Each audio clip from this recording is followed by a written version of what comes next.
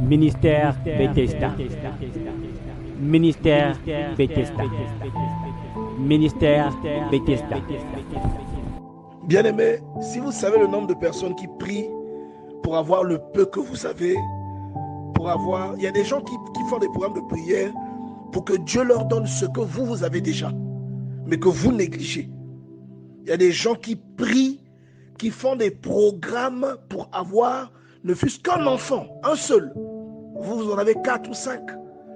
Mais eux, ils prient, ils courent après Dieu pour en avoir un seul. Pendant que vous, même pour dire merci à Dieu, vous oubliez ce que Dieu a fait dans votre vie. Vous regardez seulement ce qui ne marche pas. Vous oubliez le fait que vous ayez un enfant et que d'autres n'en ont pas. Vous voyez? Et on tombe facilement dans ce genre d'erreur. C'est comme les enfants d'Israël. Quand ils arrivent à Kadesh Barnéa, ils arrivent là, Dieu leur dit prenez le pays, mais ils disent qu'il y a des géants dans ce pays. Évidemment, tu nous as emmenés ici pour nous faire mourir. Parce que comment on va battre ces géants? Dieu leur dit, oh, mais non, vous n'avez pas vu ce que j'ai fait en Égypte. Même la mer s'est fendue en deux, vous n'avez pas vu ça. Et vous vous plaignez à cause des géants. Et c'est comme ça que ces gens-là sont morts dans le désert. Et beaucoup parmi nous aussi, nous sous-estimons ou encore nous méprisons les choses que Dieu nous a accordées. Parce que ces choses-là, parfois, à nos yeux, sont des choses normales. Mais nous oublions que beaucoup de gens courent après ces choses. Il y a quelqu'un qui prie pour se marier, même avec une vilaine femme. L'essentiel pour lui, c'est qu'il se marie. Vous voyez? Il y a quelqu'un qui prie pour épouser un homme, même si cet homme-là n'est pas beau. Mais au moins que Dieu emmène le mariage parce que l'âge est en train d'avancer. Deux fois, il nous faut nous arrêter pour savourer ce que Dieu a donné dans notre vie. Bien-aimé, deux fois, arrête-toi. Tu es en train de travailler, fais une pause. Fais une pause, retire-toi même aux toilettes, dans les toilettes de ton bureau. Retire-toi quelque part. Fais une pause et dis merci à Dieu pour ce que tu as déjà obtenu. Deux fois, arrête-toi, fais une pause, mets-toi à genoux, dis Seigneur, je te dis merci. Seigneur, je te dis merci pour ce que tu m'as donné. J'arrive à parler, tandis que pour beaucoup de personnes, même le simple fait de mettre un son, cela fait rire les gens, cela attire de la tristesse, parce que ces gens-là ne savent pas parler. Ces gens-là sont muets. Mais moi, tu m'as donné la capacité de parler. Pour d'autres, même les oreilles sur leur tête ne sont que les ornements. Ils ne peuvent pas entendre ce que les gens disent. Mais moi, tu m'as donné la possibilité d'entendre. Tu m'as donné la possibilité de voir. Je te dis merci. Beaucoup de gens cherchent du travail. Mais moi, tu m'as donné un travail. Je te dis merci. Et vous savez, c'est à ces petites choses que Dieu voit le genre de personnes que nous sommes. Si nous glorifions Dieu pour des petites choses, cela est une illustration de ce que nous ferons pour Dieu lorsqu'il nous accordera de grandes choses. Il y a des choses que vous ne pouvez obtenir que de Dieu. Regardez Jacob et Ésaü. Vous voyez, là, beaucoup de gens disent, mais est-ce que Dieu avait fait le favoritisme? Il dit qu'il avait aimé Jacob et qu'il avait haï Ésaü. Mais on oublie que Dieu, dans sa préscience, sait d'avance vers quoi le cœur de la personne va se pencher. Ésaü, même les petites choses, il les a négligées pour des choses profanes. Les petites choses, mais des choses sacrées, qu'aucune autre personne que Dieu ne peut te donner. Ésaü était l'aîné. Ésaü était l'aîné, bien-aimé. Mais qu'est-ce qu'il a fait? Il a bradé son droit d'aînesse parce qu'il avait faim. Vous voyez, une chose que Dieu seul peut te donner. On doit apprendre à apprécier les petites choses que Dieu met dans nos vies. Bien-aimés dans le Seigneur, apprenons à apprécier la petite chose. Tu as une voiture qui n'est pas belle, qui est toute pourrie, mais au moins tu as une voiture, d'autres marchent à pied, la tienne, elle démarre. Glorifie Dieu pour cette voiture. Vous voyez, tu as des vêtements que tu peux porter lundi, mardi, mercredi, jusqu'à la fin de la semaine. Glorifie Dieu, parce qu'il y en a qui n'ont qu'un seul ou deux vêtements. Tu as des paires de chaussures, même si ce ne sont pas les paires de chaussures de tes rêves. Glorifie le Seigneur, parce qu'il y en a qui n'ont que des sandales. Apprends à glorifier Dieu pour les petites choses que tu as dans ta vie. Apprends à glorifier Dieu parce que toi tu arrives à marcher. Mais il y en a, ils ont eu la polio. Ils n'ont commis aucun péché pour avoir la polio et pour devenir handicapés. Il y a des personnes qui tirent le pied, qui n'ont pas cherché ça, qui n'ont commis aucun crime, qui sont très gentils et qui prient plus que toi. Mais toi, malgré le comportement que tu as tout ton corps au complet. Malgré cela, tu es bien bâti. Vous voyez, il y a des personnes moins jolies que toi. Il y a des personnes moins intelligentes que toi, mais qui glorifient Dieu tous les jours pour la grâce que Dieu leur donne. Glorifie Dieu pour ce qu'il a mis dans ta vie. Tout ce que Dieu met dans votre vie, il vous demandera des comptes pour cela. Tout ce que Dieu met dans votre vie est un investissement. Tout ce que vous recevez de Dieu est un investissement. Luc chapitre 12, verset 48. Mais celui qui, ne l'ayant pas connu, a fait des choses dignes de châtiment, sera battu de peu de coups. Quelqu'un qui n'a pas eu la même grâce que vous, quelqu'un qui n'a pas connu Dieu comme vous l'avez connu, et qui a fait des choses graves qui déplaisent à Dieu, cette personne-là ne sera pas frappée autant que vous. Il dit, on demandera beaucoup à qui l'on a beaucoup donné, et on exigera davantage à celui à qui l'on a beaucoup confié. Vous voyez, si vous avez 4 enfants et que l'autre en a 2, vous aurez plus de comptes à rendre à Dieu. C'est pourquoi mettez-vous en ordre. Comprenez? Si vous avez une grande intelligence, Dieu vous demandera ce que vous avez fait de cette intelligence, que vous sous-estimez ou pour laquelle vous ne glorifiez pas Dieu. Vous comprenez, bien-aimés dans le Seigneur? Ce n'est pas un hasard lorsque vous vous réveillez tous les jours, que vous vous levez. Ce n'est pas une coïncidence et ce n'est pas un hasard. Tous les jours que vous obtenez de Dieu est un investissement pour lequel vous devriez rendre compte à Dieu. Parce que tous les jours que vous vivez, chaque bouffée d'air que vous prenez est un investissement et c'est une grâce. Il y a des gens qui auraient aimé vivre autant que vous ou aussi longtemps que vous. Ces gens-là sont morts. Ils étaient meilleurs que vous. Il y a des personnes qui étaient plus gentilles que vous, mais qui sont aujourd'hui décédées. Posez-vous la question, pourquoi vous êtes toujours vivant? Pourquoi est-ce que vous continuez d'exister? Pourquoi est-ce que vous n'êtes pas parmi les chômeurs? Pourquoi vous n'êtes pas parmi les stériles? Posez-vous ce genre de questions. Si vous êtes en train de faire une activité, arrêtez-vous, mettez-vous à genoux, priez, dites à Dieu merci. Merci de ne pas m'avoir compté parmi les personnes stériles. Merci de ne pas m'avoir compté parmi les personnes au chômage. Merci de ne pas m'avoir compté parmi les sans domicile fixe. Dites merci à Dieu pour les petites choses que Dieu a déposées dans votre vie. Bien-aimés, tous les grands que vous voyez dans la Bible qui ont reçu de la part de Dieu quelque chose de plus, tous ces grands-là, quand vous lisez leurs histoires, ce sont des personnes qui savaient glorifier Dieu pour des petites choses qu'ils avaient. La condition dans laquelle ils étaient fiers de Dieu. Regardez un petit berger comme David, un petit berger, il était personne, mais il passait son temps à glorifier Dieu. Il passait son temps à écrire des chansons pour Dieu. Il glorifiait Dieu pour le peu qu'il avait. Et vous sentez cela dans les discours qu'il tient. Il glorifiait Dieu pour le don qu'il avait. Vous voyez, lorsque vous voyez ces personnes-là que Dieu bénissait, regardez Salomon. Pourquoi Dieu l'a rendu riche? Lorsqu'on lui demande « Qu'est-ce que tu veux que je te donne ?»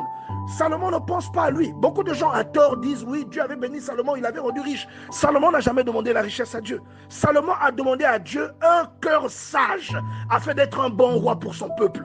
Donc sa demande à Dieu était une demande inclusive, une demande remplie de maturité et remplie de générosité, d'altruisme.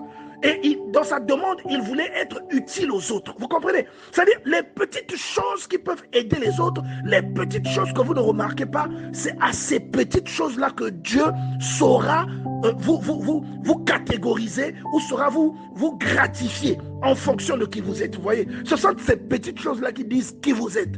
Il aurait pu dire, donne-moi beaucoup de femmes.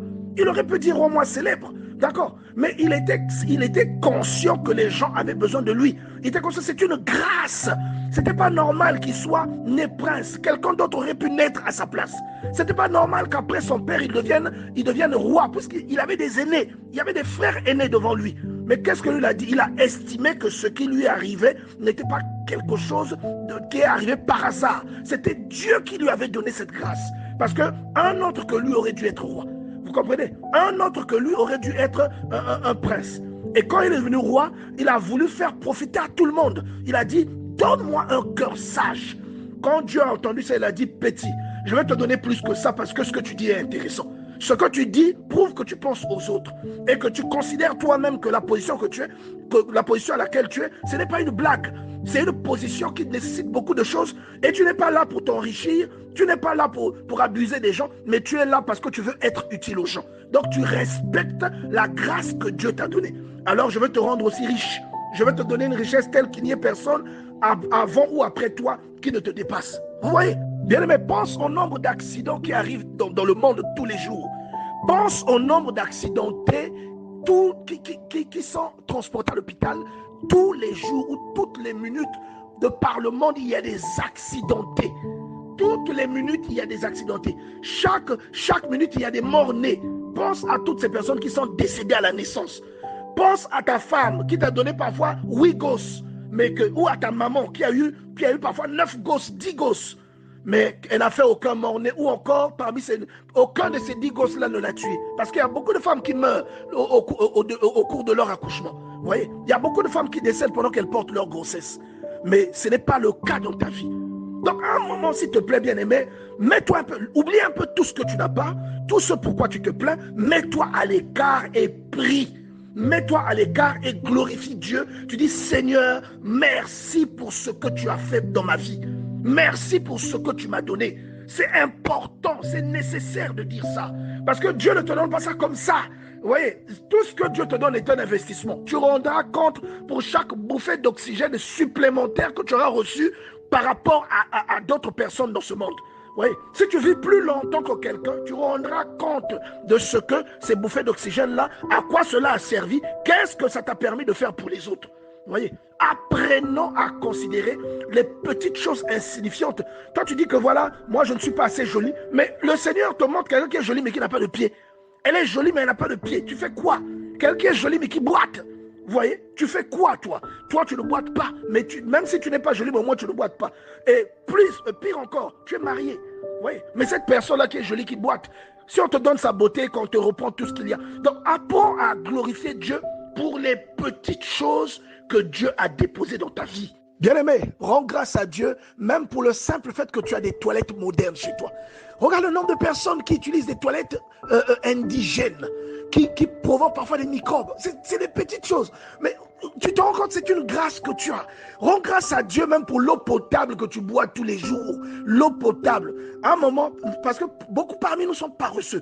Prenez le temps, regardez le journal, lisez les journaux ou regardez même à la télévision. Vous verrez le nombre de personnes en Afrique qui meurent parce qu'ils n'ont pas d'eau ou qui meurent parce qu'ils n'ont accès qu'à de l'eau insalubre. Il n'y a pas d'eau potable là où ils vivent. Mais toi, Dieu t'a donné de l'eau potable. Mais tu n'arrêtes pas de te plaindre. Il y a quelqu'un qui prie pour avoir l'eau potable que toi tu as. Il y a quelqu'un qui prie pour habiter dans la maison dans laquelle tu habites. Il y a quelqu'un qui prie pour utiliser les toilettes que tu utilises. Il y a quelqu'un qui prie pour avoir la gazinière que toi tu as. Parce que cette personne est obligée de préparer au charbon tout le temps. Elle prie pour que Dieu lui donne une gazinière. Rends grâce à Dieu. Tu trouveras toujours des choses autour de toi pour lesquelles Dieu doit être glorifié. Rends grâce à Dieu parce que tu n'es pas un locataire. Il y a des gens qui ont du mal à payer leur location, à payer leur loyer toutes les fins du mois. Mais toi, tu n'es pas un locataire. Rends grâce à Dieu qui t'a épargné de ça. Rends grâce à Dieu parce que tu n'as pas une maladie chronique. Rends grâce à Dieu. Ou que tu as une maladie chronique qui a tué beaucoup de gens que tu connais, mais toi, cette maladie chronique ne t'a pas tué. Tu es toujours vivant. Tu suis un traitement, tu es toujours vivant. Rends grâce à Dieu. Prends une pause.